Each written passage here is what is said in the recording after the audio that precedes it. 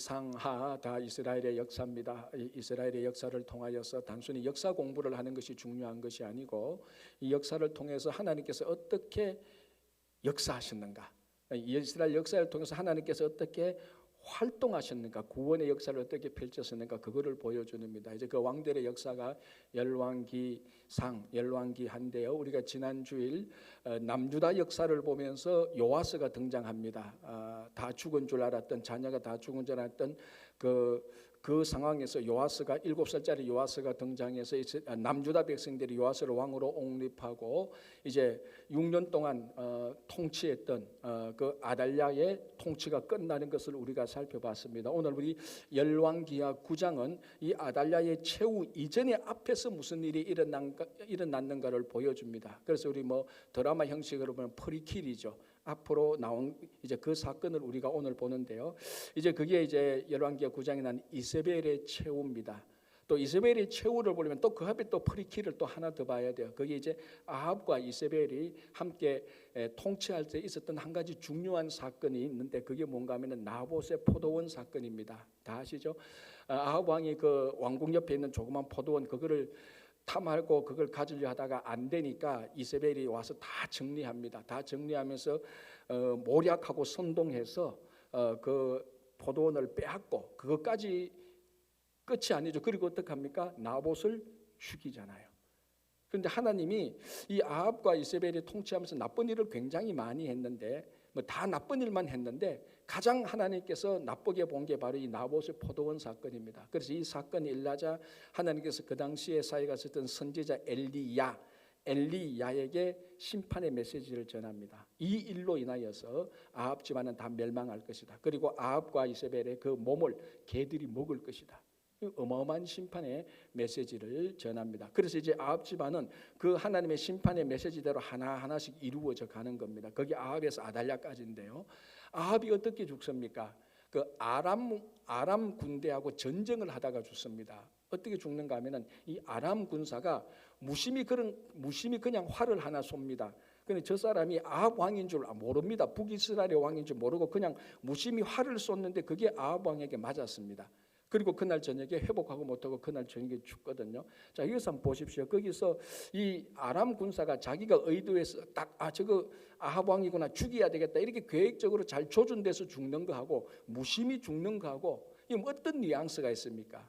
하나님의 뜻이 있다는 거죠. 그냥 아합 군사가 무심히 던졌는 활을 하나님께서 사용해서 아람 군사가 무심히 쓴 화살을 하나님께서 사용해서 아합 왕을 죽이는 겁니다. 그리고 난 다음에 이제 그 아합 왕의 시신을 태웠던 병거를 사마리아 못에 가서 병거를 씻어냅니다. 그러면 거기 피가 묻었지 않습니까? 그러니까 그 피가 흘러내리는데 그 피를 개가 와서 핥습니다. 그래서 아합 왕이 그러니까 하나님께서 엘리야를 통해서 했던 메시지가, 심판의 메시지가 하나 이루어지는 거죠. 그 피는 생명 아닙니까? 그 생명을 개가 핥아 먹습니다. 자, 이제 이러고 난 다음에 오늘 이제 이세벨 얘기를 하는 겁니다. 이 우리 성경을 말할 때 가장 악한 여자 이세벨을 말하지 않을 수 없고 그의 심판을 유쾌하게 말할 수가 없습니다. 무시무시한 심판이니까. 그러나 이 심판에 담겨져 있는 또 의미를 우리가 봐야 되는 거죠. 자, 9장 11절 12절 제가 다시 한 번 더 죄송합니다. 9장 30절 31절 한 번 더 봉독해 드리겠습니다. 예후가 이스라엘에 오니 이세벨이 듣고 눈을 그리고 머리를 꾸미고 창에서 바라보다가 예후가 문에 들어오며 이르되 주인을 죽인 너 시므리여 평안하냐 하니, 이렇게 됩니다. 자, 이제 하나님께서 아합 집안을 심판하는데 그 심판의 도구로 가장 잘 쓴 사람이 예후라는 사람입니다. 자, 그 북이스라엘 그 왕표 한번 보여주시기 바랍니다. 스크린에요. 자, 여러분 잘 보이십니까? 이제 여기 보면 북이스라엘의 왕들이 있고 제일 오른쪽에 왕조가 있습니다. 그 이제 아합 왕이 속한 왕조가 오므리 왕조죠. 오므리 왕조의 최고가 이제 오므리고 그 앞에 시므리가 있는데요. 그 다음에 오므리 왕조가 끝나고 예후 왕조가 시작되는데 예후 왕조의 첫 번째 왕이 예후입니다. 그래서 하나님께서 아합 집안을 심판하시기로 작정을 하고 예후를 들어서 씁니다. 그래서 예후에게 기름 부어서 하나님께서 엘리야를 통해서 예후에게 기름 부어서 예후가 아합 집안을 이제 다 이제 죽이기 시작하는 겁니다. 그래서 나중에 아합 집안을 정리하고 북이스라엘에 있던 아합 집안을 정리하고 예후가 그 다음에 왕이 되는 거죠. 바로 오늘 9장 30절에 나오는 이 예후가 바로 저 예후입니다. 그래서 예후가 이제 자기를 따른 군사들과 일어나서 그 당시에 아합 왕이 죽었으니까 아합 왕 다음에 누가 왕이 되는가 하면 아시아가 왕이 됩니다. 아합의 아들. 근데 아시아가 병 걸려서 죽지 않습니까? 우리 열왕기하 처음에 봤듯이 병 걸린데도 선지자 찾아가지 않고 그 우상 숨기는 사람 찾아갔다가 그 병 회복 못하고 죽습니다. 죽고 난 다음에 저기 저 도표를 보면은 왕 다음에 아합 왕 다음에 아시아가 왕이 되죠. 그 다음에 누가 왕이 됩니까? 안 보입니까, 여러분? 여호람이 왕이 됩니다. 여호람은 아시아의 아들이 아니고 아시아의 형제입니다. 그러면 아합의 아들이죠. 아합의 아들 두 명이 왕이 되는데 이 예후가 군사들을 데리고 반란을 일으켰을 때 왕은 여호람입니다. 그래서 이 예후가 여호람을 죽이고 이제 다 죽이고 그 북이스라엘에 남았던 한 사람을 이제 죽이려고 오는 겁니다. 그 사람이 누구? 이세벨이죠. 오늘 9장 30절 31절은 그 상황입니다. 그래서 이제 다 죽이고 이제 마지막 남은 이세벨을 죽이려고 예후가 들어오는데 이세벨이 그걸 다 알았죠. 모를 리가 없죠. 다 뭐 자기 밑에 사람들 다 죽었으니까.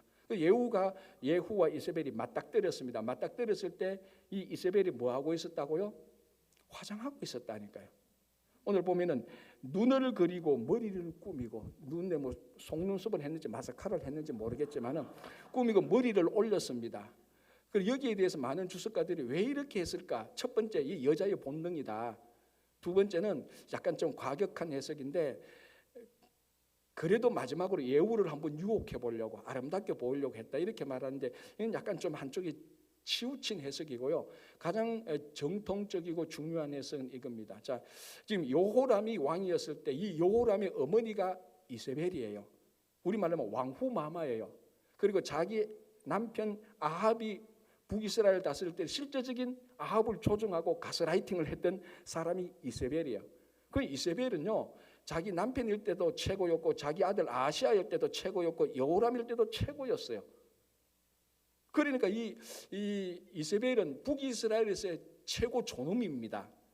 그런데 예후가 반역을 일으켜 그래도 이세벨은 끄떡 안 하는 겁니다. 무슨 소리냐? 네가 반역을 일으켜? 나는 여전히 화장하고 몸 치장을 해서 여전히 이 나라의 최고 그 존귀함, 존엄함을 보여준다.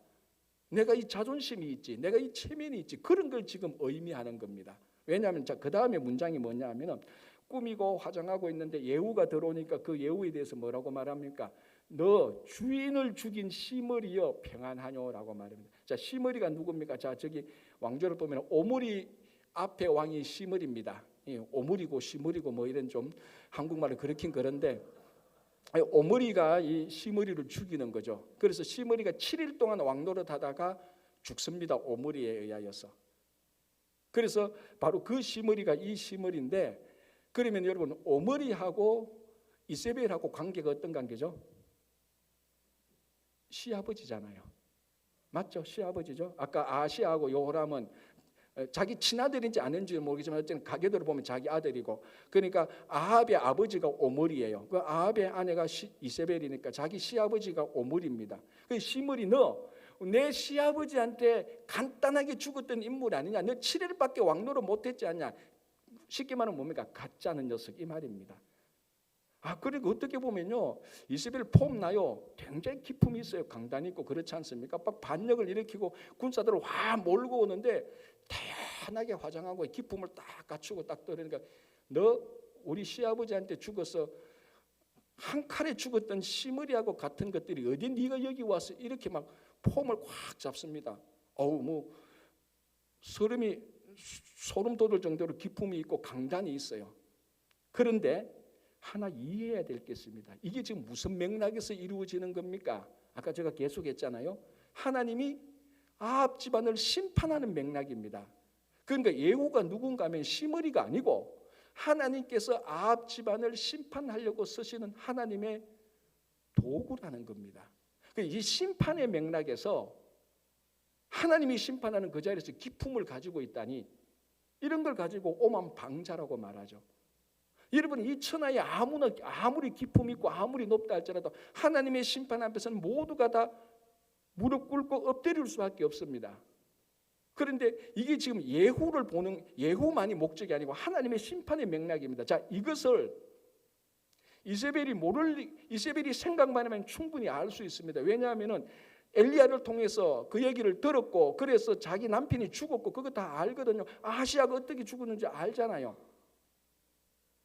그리고 여호람이 어떻게 죽었는지 방금 봤지 않습니까? 그러니까 한 번만 더 겸손하게 생각해 보면 엘리야가 했던 말, 내 남편이 죽었어, 아하시아가 죽었어, 방금 여호람까지 죽었어, 우리 집안의 남자들 다 죽어가네. 이게 무슨 말이냐? 심판을 생각할 수 있어야 되는 건데 그런 거 일체 생각 안 합니다. 자기 기쁨, 자기 자존심, 자기 체면, 자기 권위의식, 여기에 완전히 몰입해버린 아주 이기적이고 아주 교만한 사람입니다. 세상적으로 볼 때는 기쁨 있고 우아할 수 있겠지만 신앙적으로, 신앙의 맥락에서 하나님의 심판의 자리에서 보면 이만큼 영적으로 무지한 사람도 없고 이만큼 교만 오만 방자한 사람이 없습니다. 그래서 어떻게 보면요, 어떻게 보면은 오늘 이제 이 자리에서 이세벨이 죽는데, 이세벨이 자기 자존심 세우다가 권위의식 세우다가 하나님의 심판의 자리에서 기쁨 세우다가 죽는 거예요. 사실 여기서 정확히 말하면요, 화장하고 왕후복을 입을 게 아니죠. 어떻게 해야 됩니까? 죄를 뒤집어 쓰고 베옷을 입고 하나님의 심판 앞에서 회개해야 되는 겁니다. 그래야 살아갈 수 있는 겁니다. 이게 갑자기 일어난 일이 아니지 않습니까? 앞에서 일어났던 일을 충분히 봤던 겁니다. 죄를 뒤집어 쓰고 하나님께 회개해야 되는 이 자리에서 오만 방자하게 세상의 기쁨과 그 세상적인 기품, 자존심, 체면만 세우지 않습니까? 그게 이 이세벨을 죽이는 겁니다. 왜 이렇습니까? 그 마음속에 하나님이었거든요. 진짜 하나님이었거든요. 제 신앙생활하면서 목회를 하면서도 계속해서 궁극적으로 묻는 질문이 이겁니다. 여러분, 신앙생활 복잡한 것 같죠? 하나도 복잡하지 않습니다. 물론 구약 성경이 두껍고 신약 성경이 좀 어렵다 한다 할지라도, 그 내용이 어렵다 할지라도 신앙생활은 정말 단순해요. 진짜 살아계신 하나님을 믿느냐, 그게 신앙생활이에요. 진짜 예수가 나의 그리스도인가 그걸 고백하는 거, 그게 신앙생활이지. 거기 뭐 복잡한 게 있습니까? 복잡한 거 하나도. 그게 안 되니까 신앙생활이 복잡한 거예요. 이세벨이 그렇다는 거예요.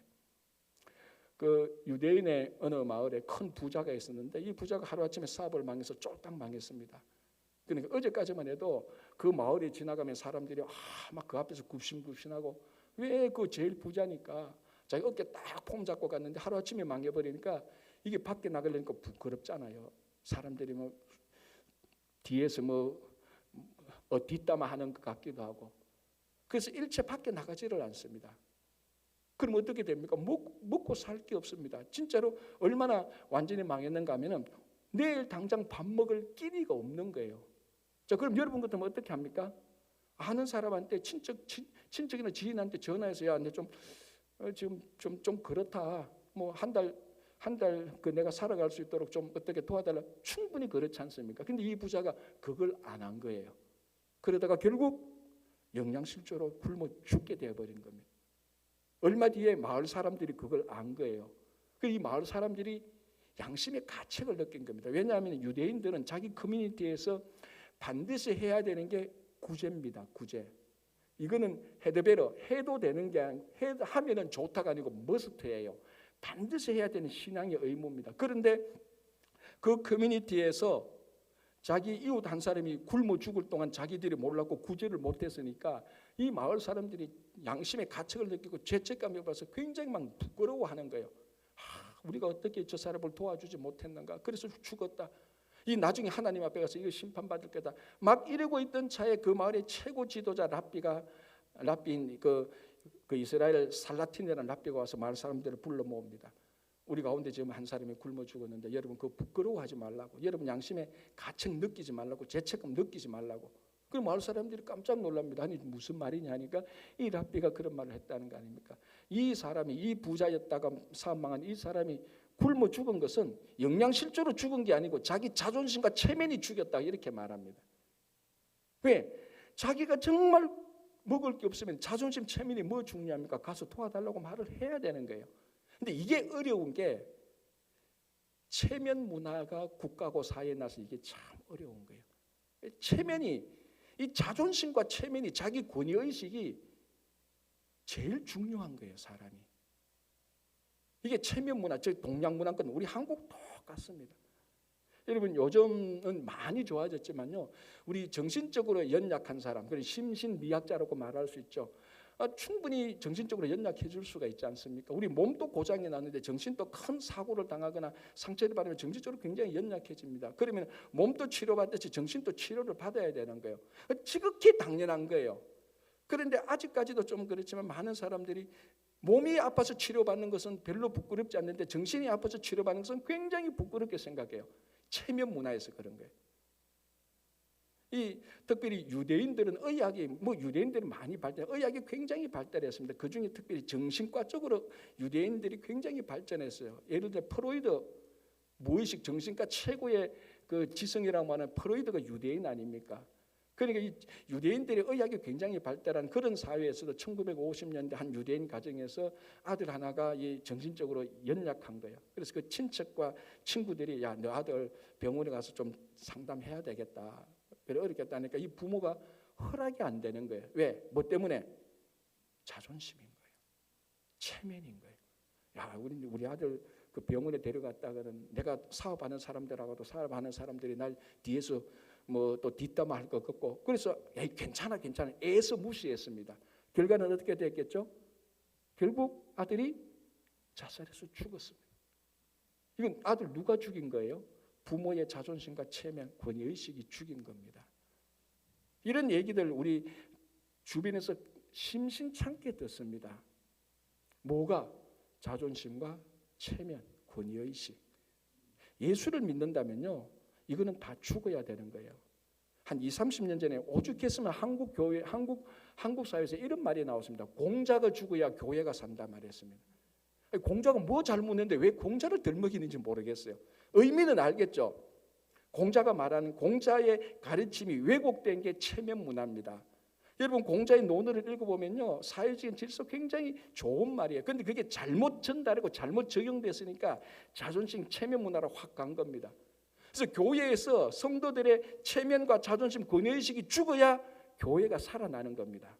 한국 교회만 그런 거 아니지 않습니까? 우리 이민교회도 똑같습니다. 예수를 믿는 데 가서는 그의 십자가를 지는 것이 그의 제자가 되는 겁니다. 예수를 믿는 데 가서는 우리 안에 자존심과 체면, 권위의식, 예수를 따르는 것에 다 죽어야 되는 거예요. 근데 겉으로는 다 예수가 주인인데 속에는 공자가 주인이야. 공자 선생님 미안합니다. 자꾸 공자 얘기해서. 무슨 말인지 알겠죠? 겉으로는 주님의 제자라 살아가는데 속에는 여전히 자기 자존심이 허락하는 한, 내 체면이 유지되는 한, 내 권위의식이 손해보지 않는 한 사랑하는 거예요. 내 체면이 유지되는 한 봉사하는 거예요. 내 자존심이 허락하는 한 받아주는 거예요. 그거는 예수가 주인이 아니고 공자가 주인이죠. 하나님에 대한 섬김과 겸손과 희생과 사랑이 주인이 아니고 자존심과 체면과 권위의식이 주인입니다. 이세벨이 또 그거였어요. 또 그거였다. 이세벨을 죽인 것은 바로 그겁니다. 그래서 우리가 예수를 믿는다면 우리 속에 있는 그 공자, 자존심, 체면, 권위의식 그런 거 죽어야 돼요. 그렇지 않고서는 결코 신앙이 성숙하지 못합니다. 결코 성숙하지 못합니다. 그게 가시떨기처럼 다 막고 있는 겁니다.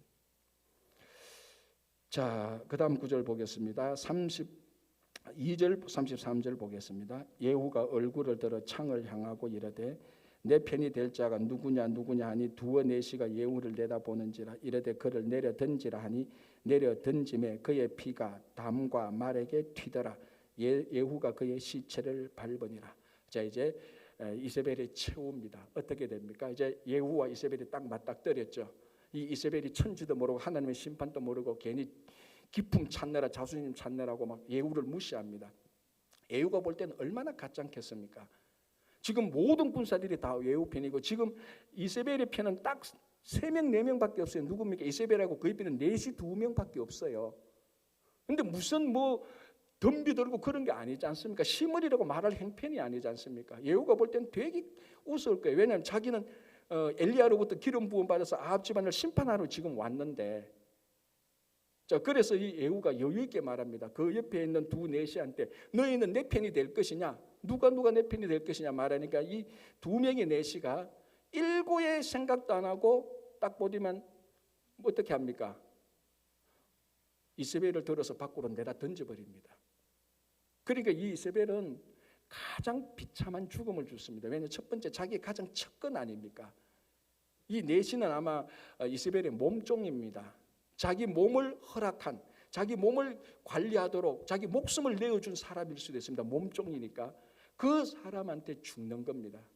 근데 죽는 폼도 굉장히 비참합니다. 자, 오늘 본문을 보니까 던졌는데 어떻게 죽은지는 모르겠지만 그 피가 몸에서 팍 터져 나옵니다. 아마 오장육부가 터졌을 수 있겠죠.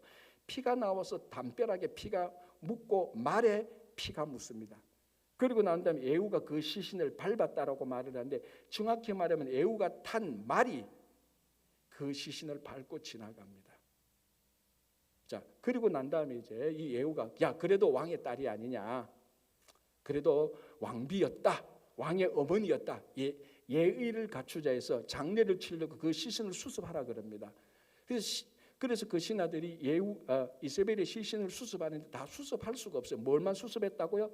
그 두 골하고 손과 발만 수습이 안, 요것만 수습해요. 몸은 개들이 다 먹어버렸어요. 그 살을 개들이 다 먹어버렸다니까요. 그 시간에. 자, 이런 죽음을 뭐라고 말합니까? 잘하네. 일부 때도 잘하던데.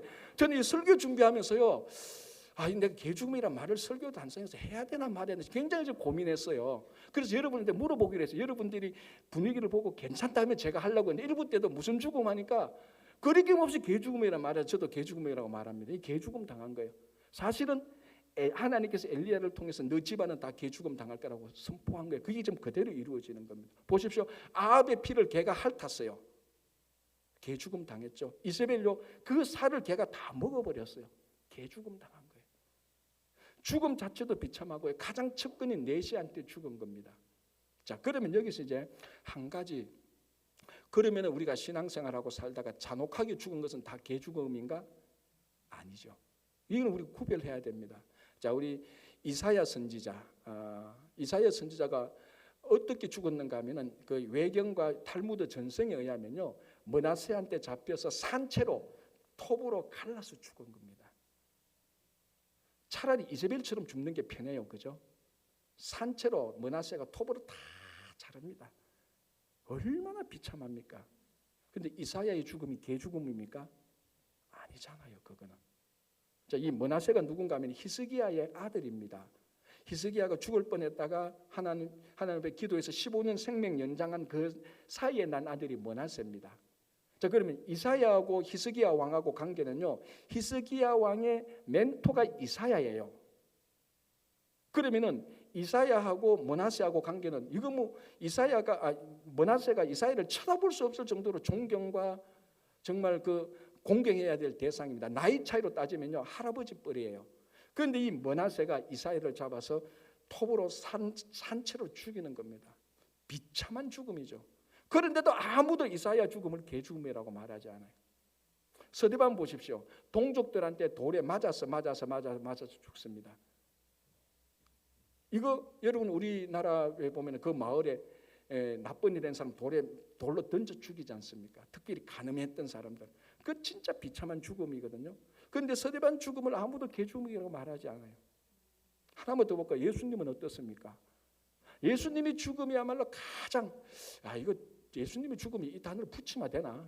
어차피 여러분이 그 말 했으니까 제 책임 아닙니다. 예수님의 죽음이 개죽음만큼 비참했던 거예요. 겉으로 보면은. 그래서 자기를 따르던, 자기를 치료해주고 고쳐주고 먹여주겠던 사람들한테 배신을 당해서 십자가에 달린 겁니다. 이 십자가에 달린 것은요, 우리가 십자가 하니까 지금 뭐 거룩함의 대상이고 뭐 십자가 목걸이도 걸고 귀에 걸는데 그 당시에 십자가는 저주의 대상 아닙니까? 나무에 달린 자마다 저주를 받은 자녀라. 그래서 그 예수님을 나무에 달아놓고 저주에 받은 사람이라서 뭐 예루살렘의 사람들이 다 보도록 걸어놨지 않습니까? 그 진짜로요, 그 죽음 그 자체만 보면 진짜 개죽음이에요. 그런데 예수님의 죽음은 가장 영광스러운 구원의 죽음 아닙니까? 자, 이세벨도 잔혹하게 죽었고 이사야, 서리반, 예수님도 다 잔혹하게 죽었는데 왜 이세벨만 개죽음입니까? 자기만을 위해서 철두철미하게 자기만을 위해서 살다가 하나님께 심판받은 죽음은 다 개죽음이에요. 편안하게 죽었다 할지라도요, 철저하게 자기만을 위해서 살다가 별탈 없이 편안하게 죽어도요, 그거 개죽음이에요. 우리가 어떻게 참 이 이사야처럼 우리 선지자에 나오는 제자들처럼 비참하게 잔혹하게 죽어도 하나님의 영광을 위해서 죽으면 그거는 영광의 죽음, 아름다운 죽음 아닙니까? 정말로 여러분, 우리 성도들 모두가 이세벨처럼 이런 최후는 맞이해서는 안 됩니다. 정말로 이런 최후는 맞이 않습니다. 그래서 우리가 살아있을 때 제일 중요한 관심은 뭡니까? 어떻게 우리가 아름답게 죽느냐, 이겁니다. 어떻게 우리가 아름답게 죽느냐. 이 말을 뒤집어 보면 그게 삶에 어떻게 바르게 사느냐, 그 의미가 있는 거죠. 여러분, 인생은 어디서 시작했는가, 어디서 출생했느냐, 어디서 태어났느냐, 즉 어디서 시작했는가가 중요하지 않습니다. 인생은 어디서 죽었느냐, 어떻게 죽었느냐, 마지막 장소를 보고 인생을 결정하는 것 아닙니까? 그래서 중요한 것은 우리가 마지막 내 출생이 어떻고 배경이 어떻고 그거 가지고요 사람들이 평가하지 않습니다. 평가한다 해도 중요하지 않죠. 내가 어디서 어떻게 내 마지막 인생의 종점이 어땠는가, 그걸 가지고 평가를 받는 겁니다. 자, 여러분, 그래서 우리가 태어나는 것, 어디 출생인가는 그 우리가 핸들링 할 수 없는 것 아닙니까? 우리 소관이 아니에요. 우리 책임이 아니에요.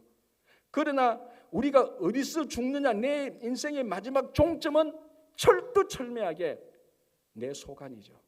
내 책임이죠. 그거는. 그래서 하나님께서도 우리가 어디 출신인가를 한 번도 탓하지 않아요. 한 번도. 여러분, 제가 확신하는데요, 안 죽어봐서 몰라도 확신하는 게 있는데, 심판 자리 가면은 하나님께서 너 어디 출신이냐고는 하나님은 절대로 묻지 않습니다. 이거는 제 말 믿어도 돼요. 200% 믿어도 됩니다. 그러나 뭘 심판하느냐, 마지막에 네가 어떻게 죽었느냐, 하나님께서 그거 심판합니다. 그래서 우리 믿는 자들은요, 우리가 어떤 환경에서 태어났고 그 환경 때문에 내가 인생을 왜 이렇게 사느냐, 그거 탓할 필요가 하나도 없어요. 왜? 하나님께서는 그거 안 보니까. 하나님께서 안 보시는 거, 거기에 얽매여가지고 평생을 열등의식에 빠지고 우울의식에 빠질 필요가 하나도 없다니까. 하나님께서 그거 안 봐요. 하나님께서 보시는 건 뭡니까? 우리 마지막이 어떻게 끝나니까 그걸 봅니다. 그래서 하나님께서 보시는 걸 우리가 봐야 되지 않습니까? 그래서 우리가 뭐 한국말로 금수저니 흙수저니 하나님 수저 하나도 안 봐요. 죽을 때 서대반처럼 죽느냐, 이사야처럼 죽느냐, 이스벨처럼 죽느냐, 그 마지막을 보는 겁니다. 그래서 지금부터 우리가 관심을 가진 것은 과거는 뒤로 하고, 내가 그 집안에 태어나가지고 말이지 이렇게 됐다. 왜? 태어나는 건 내 소관이 아니죠. 어떻게 보면 하나님 소관 아닙니까? 저도 한때 이런 생각 들었어요. 내가 왜 우리 어머니 아버지한테 태어났는가? 또 이 설교가 또 저희 어머님 아버님 들으면 또 굉장히 서운해하실 것도 있는데 가끔 들으시더라고요. 어머님 아버님이 영상이 나오니까. 지금은 너무 감사하죠. 한때는 야, 나는 왜 재벌로 안 태어나고 말이지. 우리 다 그렇게 생각해봤지 않습니까? 그죠? 우리 둘째 아들이 그랬더라. 야, 너 나중에 뭐 되고 싶냐 하니까 자기는 재벌 아들이 되고 싶대.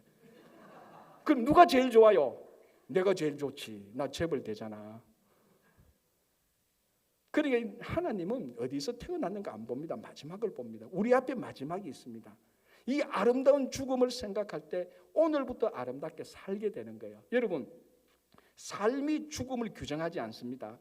죽음이 우리 삶을 규정하는 거예요. 무슨 말인가 하면은 죽음을 생각하면 오늘 어떻게 살 것인가가 확실해집니다.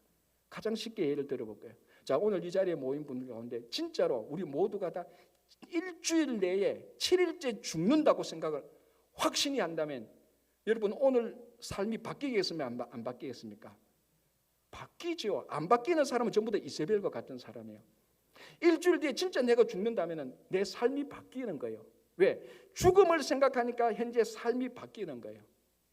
그래서 죽음을 생각하는 것은 죽는 고통을 생각하는 게 아니고 현재의 삶을 어떻게 살아가는가를 결정하는 겁니다. 그래서 죽음이 우리 생을, 삶을 결정하는 게 규정하는 거예요. 그래서 라틴어로 유명한 말이 있지 않습니까? 메멘토 모리. 무슨 뜻이죠? 메멘토, 기억하라. 모리, 죽음을 기억하라는 거예요. 어떻게 들어보면요, 무슨 그런 말이 다 있나 생각할 수 있겠지만 가만히 생각해보면 한꺼풀만 벗겨보면요, 굉장한 인생에 대한 긍정적인 메시지겠습니다. 죽음을 기억하는 것은 굉장히 부정적인 메시지겠지만 그 의미는요, 너 어떻게 죽을까를 생각하라. 그 말은 너 오늘 어떻게 살까를 결정하라는 겁니다. 자, 우리가 이세벨의 죽음을 보면서 아까 제가 말했죠. 참 이거 성탄절에 이 대강절에 읽을 만한 유쾌한 본문은 아니다 싶은 생각이 들어요.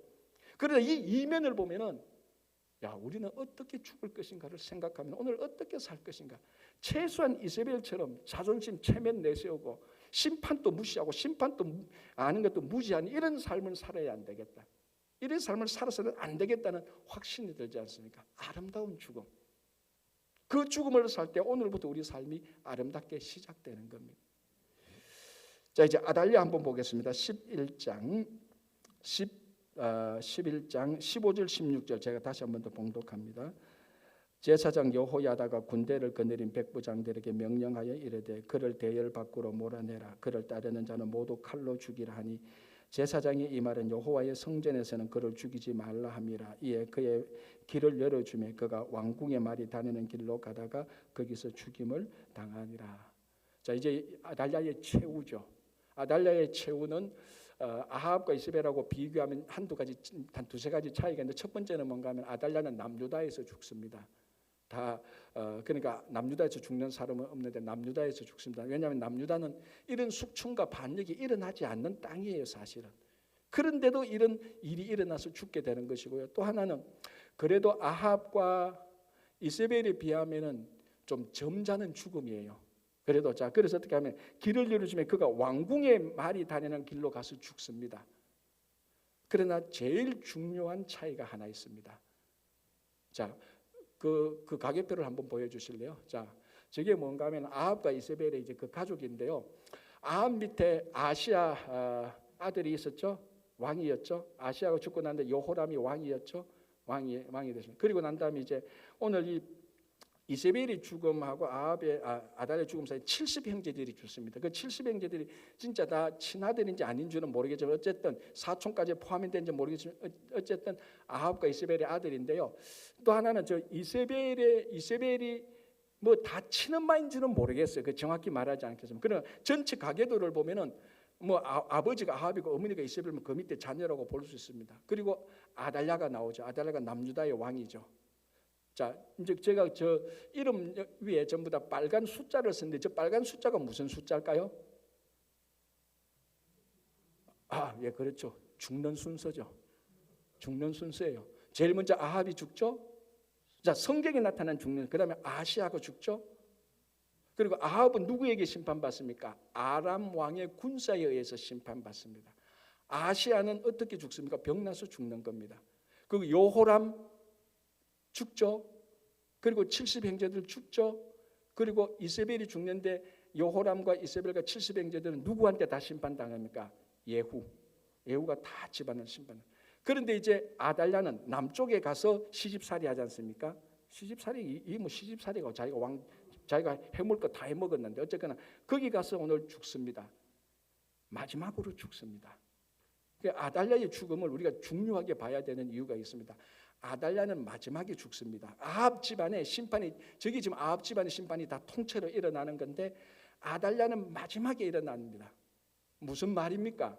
아달랴는 회개할 수 있는 심판을 면할 수 있는 가장 많은 시간을 가졌고 가장 많은 케이스를 받습니다. 즉 아달랴가 진짜 하나님을 섬기는 마음 1%만 있었다면 깨달을 수 있지 않습니까? 자기 아버지가 죽어요. 어머니가 죽어요. 아시아와 여호람이 죽어요. 70형제들 이게 뭐 친사촌까지 포함돼서 다 죽어요. 자, 여러분 한번 생각해 보십시오. 여러분들의 엘리야가 선지자가 아합 집안에 하나님의 심판을 했습니다. 선포했습니다. 그거 들었습니다. 그런데 아버지가 죽고 어머니가 죽고 형제들이 죽고 다 왕들이에요. 이게 뭐 그냥 뭐 교통사고 나는 이 정도가 아니라 다 죽습니다. 여러분 그럼 어떻게 생각하겠습니까? 룰루랄라 하겠어요? 섬뜩하지 않나요? 안 그런데 얼굴 표정을 보니까 섬뜩합니다. 그러면은 야 이거 뭐 잘못됐다라고 분명히 하나님의 메시지를 들을 줄 알았는데 아달랴는 그거 못 듣는 거예요. 그리고 아달랴가 마지막으로 아합 집안의 죄인으로서 악인으로서 죽는 겁니다. 그래서 아합 집안이 심판되는데 아달랴의 죽음 다음에는 결정적으로 중요한 메시지가 하나 있는데요. 열왕기하 11장 20절, 오늘 본문은 읽지 않는데 이렇게 되어 있습니다. 11장 20절, 온 백성이 즐거워하고 온 성이 평온하더라. 아달랴를 무리가 왕궁에서 칼로 죽였더라. 자, 온 백성이 즐거워하고 온 성이 평화로웠습니다. 샬롬이 이루어졌는데요. 두 가지 이유 때문이에요. 17절에서 19절 보면요, 이 아달랴를 이제 아달랴 처우를 만져가고 요하스가 등장하지 않습니까? 지난주에 방금 요하스가 진짜 요하스가 등장해서 왕이 되고 여호야다가 아달랴가 만들어놓던 우상 같은 걸 다 정리합니다. 그리고 백성들이 야 이제 드디어 우리 하나님을 제대로 섬기게 됐네라고 좋아하고 온 성이 평화로웠어요. 첫 번째 이유. 두 번째는 20절에서 그대로 말하는 것처럼 절묘한 선포를 합니다. 아달랴를 무리가 왕궁에서 칼로 죽였다. 무슨 말입니까? 아달랴가 죽고 나서야 온 성이 평화로웠다라고 말합니다. 자, 여러분 성경을 다시 한번 보면요, 아합이 죽었을 때 평화로웠다는 말 일체 없어요. 이세벨이 죽었을 때도 평화로웠다는 말이 일체 없어요. 아시아, 요호람 70형제들이 다 죽어도요, 성경은 아직 평화로웠다는 말은 안 써요. 누가 죽을 때? 아달랴가 죽어야 돼. 왜? 죄의 마지막까지 죽어야 평화가 오는 겁니다. 아합 하나 죽어서 평화가 안 오는 거예요. 아직 남았어요. 평화가 오려면 이세벨도 죽어야 되고 죄의 단계가 있는데 죄의 여러 종류 그거 다 죽어야 돼요. 그런데 오늘 열왕기 11장 20절에는 아달랴가 쉽게 해석하면 이렇습니다. 아달랴가 드디어 죽었다. 그래서 온 성이 샬롬 평화가 왔다. 아달랴가 누구요? 아합 집안의 마지막 죄다. 죄가 싸그리 다 정리됐다. 그래서 평화가 왔다는 겁니다. 여러분 이 온 성이 평화로웠다라는 이 표현은요, 구약 성경에서 요수아에서도 나오고 사사기에도 나와요. 성 대신에 땅이라고 나옵니다. 히브리어 문법으로 똑같은 문구가 나와요. 요수아에서도 온 땅이 평화로웠더라.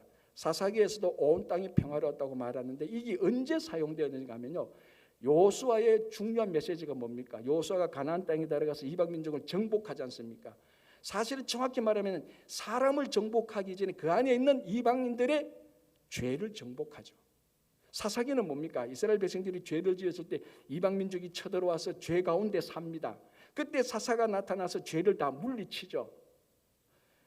여호수아는 죄를 정복한 사람이라면 사사들은 죄를 물리친 사람이에요. 이게 정복하든 물리치든 대상은 죄입니다. 그 죄를 정복했을 때나 그 죄를 물리쳤을 때 결과가 뭡니까? 온 땅이 평화로웠더라. 아달랴 죽었을 때 온 성이 평화로웠다고 똑같은 결과입니다. 사람들은 평화를 유지하려고 교육도 시킵니다. 그리고 사회 구조도 바꿔보기도 해요. 국가 간의 협약도 체결하기도 해요. 그리고 야 우리 그 전쟁 무기 그만 만들자, 전쟁 무기를 내려놓기도 해요. 다 좋은 액션들입니다. 근데 평화가 옵니까? 왔습니까? 자, 지난 20년 30년 동안에 미국, 유럽, 이스라엘이고 얼마나 많은 평화 협정을 하고 얼마나 많은 밀약을 했습니까? 얼마나 많은 책들이 쏟아나와서 평화에 대해서 얘기했습니까? 결과는 뭡니까 지금? 여전히 이스라엘 하마스하고 전쟁하고 러시아 우크라이나 전쟁하고, 여러분 지도를 펴놔가지고 전쟁 분쟁이 있는데 빨간불 한번 그 빨간 줄로 표시해 보십시오. 지도가 벌겋게 돼요 진짜로. 이렇게 인간들이 노력했는데 왜 평화가 안 옵니까? 죄. 이걸 건드리지 않고, 죄는 건드리지 않고 아무리 인간적인 교육 시켜본들 그 교육이 죄를 건드리지 않는 한 평화는 오지 않습니다. 여러분 그 조선 최고의 의사가 누구죠? 허준 아닙니까? 뭐 비견할 수 없었는데 허준입니다. 허준의 유명한 동의보감이 있고요. 허준이 썼던 책이 또 신찬 벽온방이라는 책이 있어요. 이게 왜 유명해졌는가 하면은 이 책의 내용이 뭔가 하면은 조선시대 때 국가의 전염병을 예방하는 책이에요. 근데 이게 왜 유명해졌겠어요? 코비드가 터지면서 국가 전염병 탁 터지니까 허준을 아는 사람이 와, 허준은 조선시대 때 전염병 예방하는 책을 썼다 해서, 그래서 그 허준이 썼던 그 신찬 벽온방이 좀 각광을 일으킨 적이 있어요. 거기에 보면은 이런 내용이 나옵니다. 허준이 얼마나 명의인가 하면요, 국가에 있는 전염병이 생기는 이유가 4가지라고 말합니다. 진단을 하죠. 왜 전염병이 생기느냐? 첫 번째가 뭐냐면은 자연 웅기의 변화. 동양사상 냄새가 나죠. 웅기, 뭐 기운이 있다 이런 게 있어요. 두 번째가 뭐냐면요, 청결하지 못한 환경이라고 말합니다. 환경이 청결하지 못하니까 전염병이 생겨요. 요까지는 그렇다 치는데 세 번째를 뭐라고 말하는 줄 압니까? 청렴하지 못한 정치래요. 그럼 별로 감동 안 하는 거예요. 전 진짜 감동받았어요. 아니, 조선시대 때 전염병이 정치 시스템하고 무슨 관계가 있다고, 그걸 말하는 조선시대 의사가 누가 있느냐고. 이 허준이 천재 중에 천재인 게, 이 국가에 전염병 생기는 이유는 청렴하지 못한 정치 때문이라는 겁니다. 그 국가 시스템에 문제가 있다는 것을 지적한 겁니다. 이 세 번째는, 네 번째는 뭔 줄 압니까? 제가 진짜로 눈물 나올 뻔했습니다. 뭔 줄 압니까? 네 번째 이유가요, 위로받지 못한 영혼이래요. 이해가 돼요, 여러분? 조선시대 예수를 안 믿는 허준이라는 사람이 국가의 전염병의 마지막 원인은 위로받지 못한 영혼이랍니다. 여러분, 이게 좀 우리 한국의 그 무속 보면은 뭐 달걀 귀신도 나오고 총각 귀신도 나오고 처녀 귀신도 나오는데, 그 모든 귀신들의 공통점이 뭔지 아시죠? 왜 구천을 떠들고 있습니까? 위로받지 못해서 그래요. 그 영혼이 위로받지 못해서 그래요. 억울한 거예요. 너무너무 억울하게 죽었으니까. 이게 구천을 떠들고 있다 그러셨습니까? 그 무속 쪽에서는. 그래서 굿하는 게 그 영혼을 위로하는 거예요. 너 잘못 없다, 너 억울하지 않다, 그 위로하는 거예요. 그게 굿이에요. 자, 지금 그걸 말하려고 하는 게 아니고, 위로받지 못한 영혼의 핵심의 단어가 뭡니까? 속죄함 아닙니까?